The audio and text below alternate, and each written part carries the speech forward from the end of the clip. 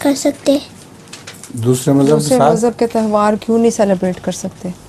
ان کے تہوار میں اکثر مذاہب کے تہوار میں شرک شامل ہوتا ہے.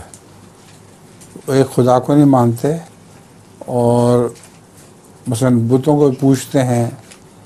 ہندو تہوار میں سب بتوں کے سامنے جھکتے ہیں، تو ہم کیسے شامل ہو سکتے ہیں اس میں؟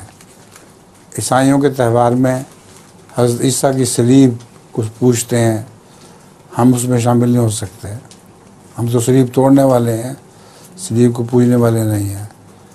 غرضی کے مختلف تہواروں میں مختلف شرک ہوتے ہیں جن کی وجہ سے ہمیں حکم نہیں ہے کہ ہم اس میں شامل ہوں.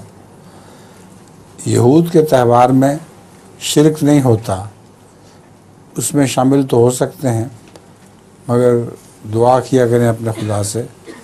یہود بگڑے ہوئے ہیں، ان کو چھوڑ دینا چاہیے.